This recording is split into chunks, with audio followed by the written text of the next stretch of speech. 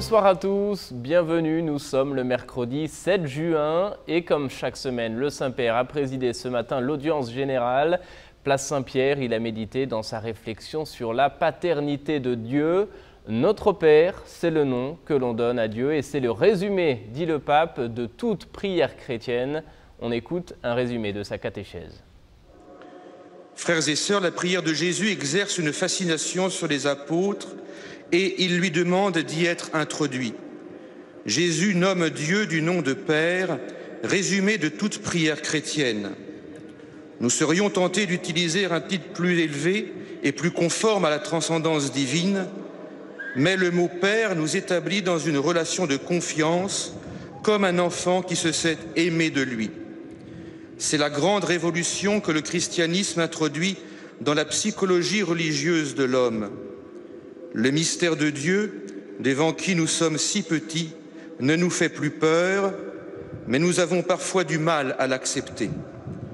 Dieu est Père, mais à sa manière.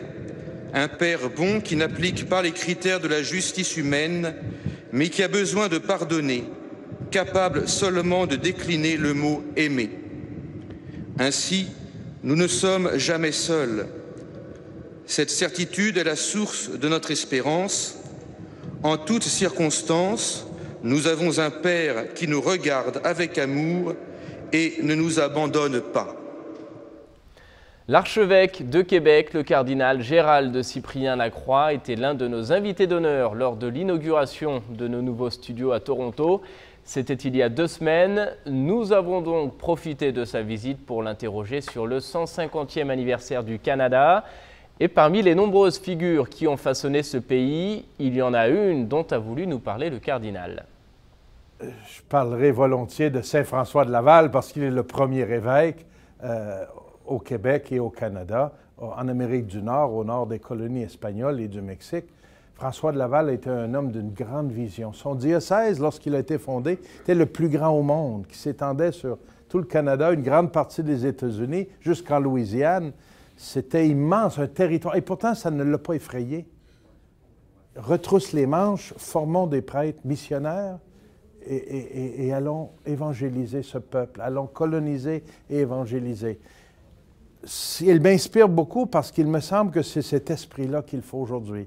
Nos villages et nos villes sont déjà pas mal bien établis, mais l'Évangile n'est pas arrivé partout encore. La bonne nouvelle n'est pas encore accueillie partout. Nous avons encore à nous retrousser les manches et à former des hommes et des femmes, des laïcs, des personnes consacrées, des prêtres, des missionnaires pour l'annonce de l'Évangile, parce que c'est un chemin de vie. Moi, je suis convaincu que l'Évangile a encore beaucoup à apporter à ce pays. François de Laval en était convaincu et c'est pour ça qu'il a traversé l'Atlantique. Il est venu ici avec audace, avec un feu dans le cœur, celui de faire de ce pays un pays où règnent les valeurs de l'Évangile. Alors, il m'inspire beaucoup encore.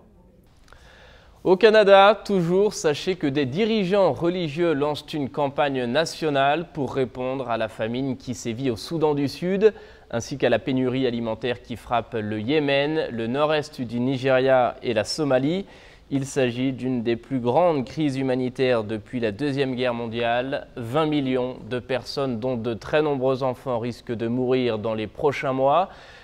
Pour les aider, vous pouvez prier, vous pouvez en parler autour de vous et vous pouvez contribuer financièrement.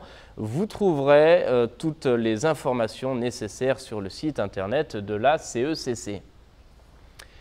Et puis sachez enfin qu'une fête diocésaine est organisée à Ottawa ce jeudi 8 juin à 19h30 en la basilique cathédrale Notre-Dame.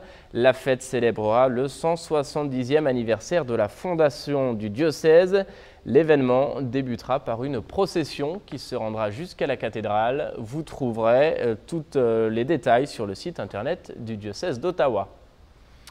C'est la fin de cette émission. Merci de l'avoir suivi. Je vous souhaite une très belle soirée. À demain.